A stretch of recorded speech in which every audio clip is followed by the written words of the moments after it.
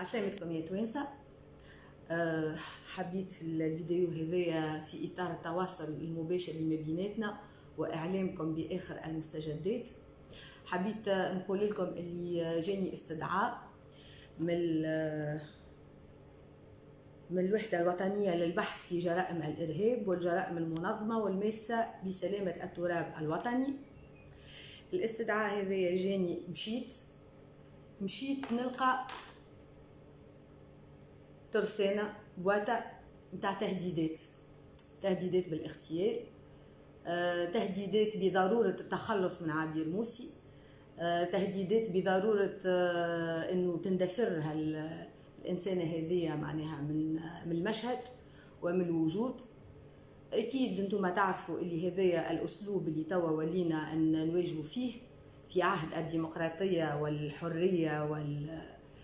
والانفتاح السياسي. الصوت المعارض، الصوت الوطني، الصوت اللي يقول الحق، الصوت اللي ينور الشعب، الصوت اللي ما يرفض الانبطاح للمنظومة متاع الإخوان، هذا يلزموا يندثروا ويلزم نجندوا من كل حدب وصوب الناس اللي تهدد واللي تقول في الكلام هذايا واللي ربما تمر إلى التنفيذ، ما نعرفوش شنو اللي هما ناويينه. المهم التهديدات موجودة، الرغبة الحقيقية في إزاحة عبير موسي من المشهد بكل الطرق وعلى رأسهم طبعا التصفية الجسدية موجودة. التهديدات بيان سور مانيش باش نحكي على تفاصيل، هذه خدمة المؤسسة الأمنية وطبعا المؤسسة القضائية فيما بعد، فما فيها من تونس فما فيها من خارج تونس. نحب بالمناسبة نتوجه بالشكر للمؤسسة الأمنية اللي قاعدة تخدم في خدمة كبيرة لمكافحة الإرهاب وتخدم في خدمة كبيرة باش تحد من هالآفة هذه اللي جابوها لنا وقت اللي قالوا لنا رانا نعملوا نذوبوا في الكوليسترول، كان تتذكروهم، عن طريق نشرة الأخبار المغلوطة ونوموا الشعب التونسي في 2011 وقيد على الثورة وقيد على الكلام والشعارات هذيك اللي بدت تخرج، وخلوا المجال مفتوح باش الإرهابيين تغلوا وباش تفشى الخطاب التحريضي على العنف والخطاب التحريضي على الكراهية والخطاب التحريضي على التصفية. ولا المنطق هو اللي عارضنا واللي قلقنا واللي يفضحنا واللي يكشفنا واللي باش يحرمنا من الفوضى الخلاقة اللي احنا عايشين فيها واللي هذيك برشا ناس استغلتها واستفادت منها. راهو ما قالوا التصفية الجسدية ونعرفوا كيفاش تمر المعلومة. على كل المؤسسة قاعدة تخدم في الخدمة متاعها، الكلنا بطبيعة واحد لازم الحذر، لكن اللي نحب نقوله واللي نحب نطمنكم به وهذايا معناها ماهيش من باب اللغة الخشبية، انه راهو التهديدات هذه جديتها والا باش تمر للتنفيذ والا هي فينا مرحلة اليوم راهي ماهيش باش تغير حتى شيء من الخط السياسي للحزب الدستوري الحر، ماهيش باش تغير حتى شيء من الخطاب نتاع عبير موسي، ماهيش باش تغير حتى شيء من التحركات النضاليه اللي قاعدين نقوموا بها ومن المعركه الوطنيه اللي هي ترمي الى تحرير تونس من هذه المنظومه اللي في ظاهرها قالك ابهرنا العالم وفي باطنها وفي خفاياها وفي الواقع الملموس اللي نعيشوا فيه الكلها عنف، الكلها إقصاء، الكلها تشويه، الكلها تشكيك، الكلها تصفية جسدية، وذاك هو الأسلوب متاعهم لخنق الخصوم ولإخراس الأصوات. احنا باش نواصلوا المسيرة متاعنا وذا مش باش يأثر فينا، مع ملازمة الحذر طبعا ودعوة الدولة التونسية عموما بكل أجهزتها انها تتحمل المسؤولية كاملة على السلامة الجسدية لعبير موسي وغير عبير موسي، وخاصة للكتلة النيابية ولقيادات الحزب ومنخرطي الحزب وكل أنصار الحزب، لأنه زاد قاعدين نشوفوا في دعوات اللي هي تحرض على العنف وعلى الكراهية ضد كل من يساند الحزب أو حتى يقول فيه مجرد كلمة خير أو كلمة حق. قاعدين نراو زادة في الدورة هذه والدائرة متاع التحريض قاعدة تتوسع. احنا نحملوا الدولة التونسية المسؤولية كاملة على حمايتنا كحزب وطني معارض، نلتزموا بالقانون، نخدموا في إطار التشريعات رغم اللي احنا ماناش موافقين عليها ونسعى لتغييرها، نخدموا في إطار الدستور رغم اللي احنا ماناش موافقين عليه ونسعى إلى تغييره في ضمن الأطر القانونية السليمة. الناس كل تتحمل مسؤوليتها. علمتكم بهذا، اللهم اشهد أني بلغت. حاجة أخرى زادة باش نعلمكم بها هو أنه قدمنا في الموضوع متاع مشروع اللائحة، باعتبار أنه تم إعلامنا بأنه فما اجتماع لرؤساء الكتل باش يكون إن شاء الله نهار الاثنين الصباح، باش يقع فيه طبقا للفصل 141 للنظام الداخلي اللي هو يناقش إمكانية إدخال تعديلات. هنا باش نحضروا وباش نشوفوا شنو هي المقترحات اللي باش تتقدم، شنو هو الموقف اللي باش نسمعوه، واكيد باش نتواصل معاكم بعد الاجتماع لافادتكم بمحتواه. وبعد الخطوه هذه يلزم يقع تحديد الجلسه العامه اللي باش يتم خلالها التصويت على مشروع اللائحه اللي يعارضها الحزب الدستوري الحر عبر كتلته النيابيه، والتي تهدف اللائحه هذه الى إعلان موقف رسمي وواضح من البرلمان التونسي برفض التدخل الخارجي الذي يمس السيادة الليبية وحق الشعب الليبي في تقرير مصيره، ورفض أن تكون تونس قاعدة لوجستية لتسهيل مثل هذه التدخلات الغير مشروعة. ويظهر لي الطائرة اللي حلت البارح في مطار جربة واللي في ظل فتح المطار نتاع ليبيا، علاش الطائره التركيه ما مشيتش مباشره وعلاش دخلت للتراب التونسي، وشنو علامتها وشنو هي المساعدات ولوين ماشيه المساعدات، وهل ماشيه لطرف رسمي والا ماشيه لاطراف اخرى جانبيه. هذا الكل ما عندناش عليه توضيحات، مجرد بيان شفتوه مقتضب من رئاسه الجمهوريه، رانا سمحنا لها انها تدخل ورانا احنا باش نهزوا المساعدات. وهذا يزيد ياكد المخاوف والشكوك ويأكد وجاهة وسلامة التحركات اللي احنا نعملوا فيها والتحذيرات اللي قاعدين احنا نحذروا منها، ولفت الانتباه وإنارة الرأي العام لالتزام اليقظة التامة لكي لا تتحول الأراضي التونسية والمجال الجوي والبحري والبري التونسي لتنفيذ أي نوع من التحرك الخارجي تجاه الشقيقة ليبيا، وإلا الاصطفاف وراء أي جهة من الجهات المتنازعة أو أي محور من المحاور اللي عنده مطامع في المنطقة المغاربية عبر القضية الليبية. هذا دونك نعطيكم آخر المستجدات في الإبان. طبعا نحبكم تضحكوا شويه لانه اكيد تابعتوا المنابر الاعلاميه من اليوم الصباح اللي تحكي على ردود الافعال على القرار التاريخي الشهير اللي باش يدخل يعني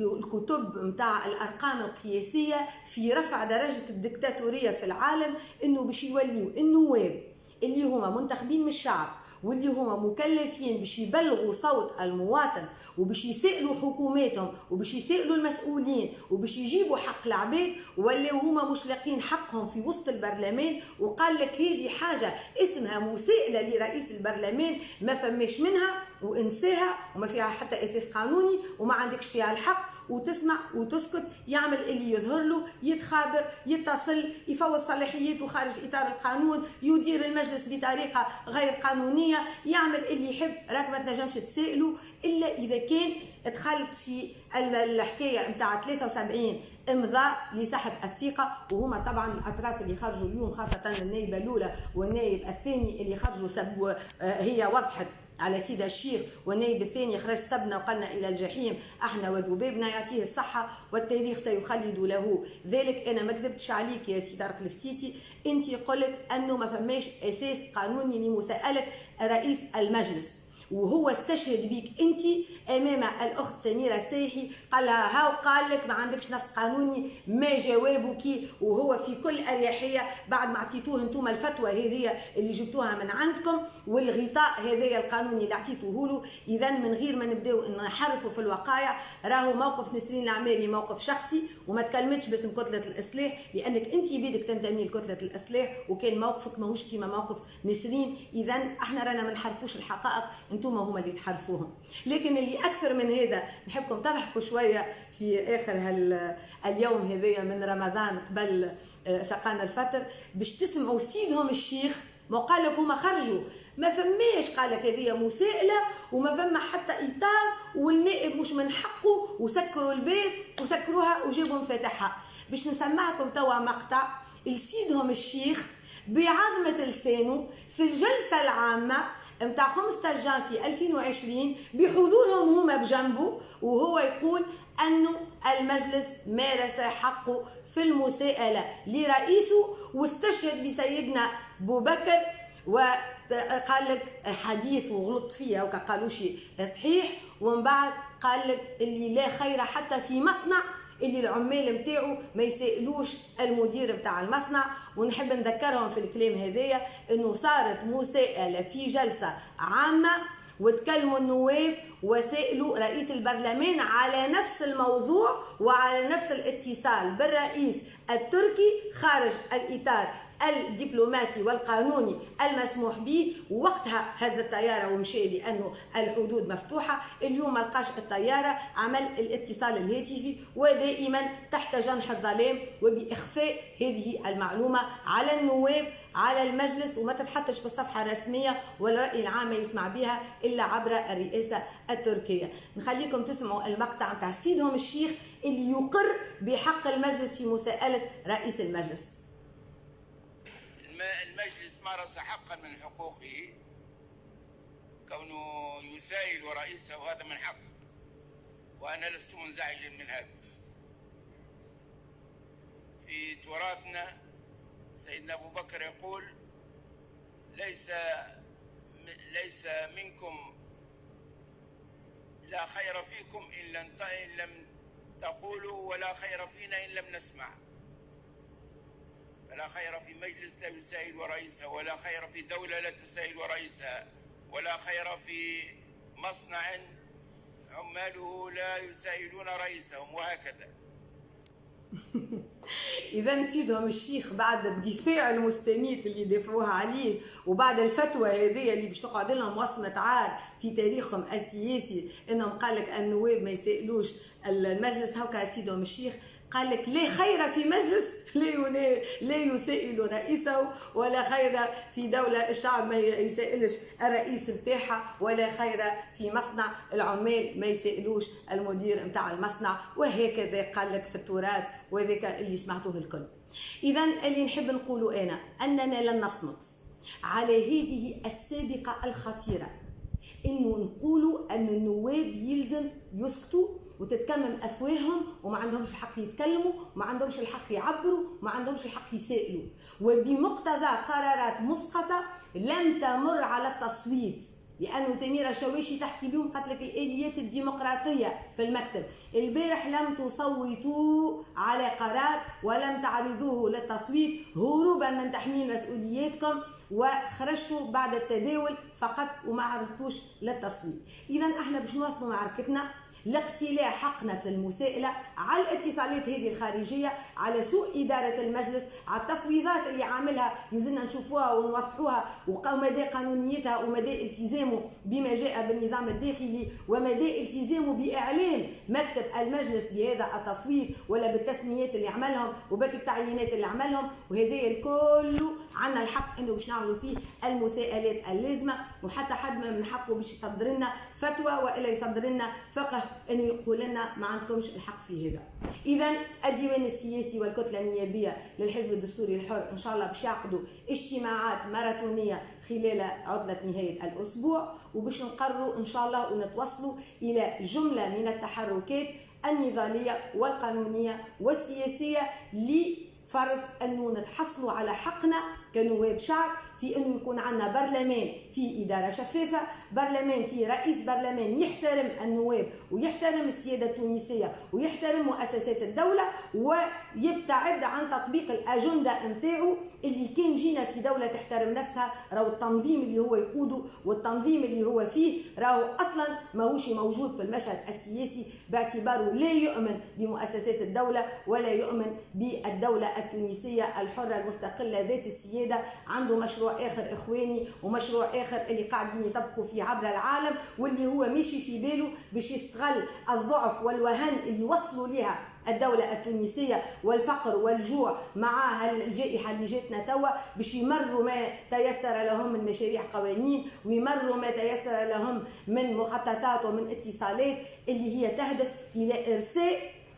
النظام الإخواني في تونس وفي منطقة المغرب العربي عموما، وهذه حاجة مش باش يفرح بها لا الغنوشي لا أعضاء التنظيم نتاعو ولا البيادق اللي نصبوا رواحهم يدافعوا عليه من الصباح لليل ويحبوا يزيدوا يعطيوه الهالة القدسية ويزيدوا يمكنوه من الآليات باش يتمكن من مفاصل البرلمان ومفاصل الدولة وينفذ البرنامج نتاعو. نحن هنا أبناء وأحفاد الزعيم لحبيب بورقيبة المجاهد الأكبر الذي حرر الدولة وحرر المرأة، وتونس كلها مدينة له بنضالاته وبما وصلت إليه من احترام ومن إشعاع بين الأمم، واللي هما جاو باش ينحيوا كل هذه المكتسبات وكل هذه النقاط المضيئة، لكن احنا لهم بالمرصاد موجودين، ولن ترهبنا تهديدات، لن ترهبنا المحاولات نتاع التصفية الجسدية، لن نخاف من البواطة اللي شفتها اليوم، ولو اني نقعد باهتة كيفاش معناها من برا ومن الداخل ودنيا معناها من هنا وهناك والكلها تصب في نفس الإطار، التخلص من عبير موسي عندهم باش يردوه واجب وطني، والتصفية الجسدية وإزاحتي من الوجود بالنسبة ليهم يراوه هو الحل باش تعاود تونس تسكت وتعاود تونس تكون تحت أقدامهم هما ويعاودوا يتصرفوا فيها عبر التوافق وعبر اللغة الخشبية وعبر التنويم اللي عملوه للشعب واللي عملوه في المشهد السياسي. احنا موجودين، واذا كان يغتالوا عبير موسي تخرج لهم ملايين من عبير موسي، لانه اليوم الشعب التونسي فاق، والشعب التونسي اليوم سيستميت في الدفاع عن حرمة الوطن وسيستميت لإخراج كل من تسول له نفسه ضرب الدولة التونسية ومؤسساتها وسيادتها ونموذجها المجتمعي. ما نزيدش نطول عليكم، بعد ما تصير الاجتماعات نتاع الديوان السياسي اتوا نعلمكم بها، وبعد ما يصير اجتماع رؤساء الكتل هالاثنين نعلمكم تباعا، وللحديث بقية وشهية طيبة.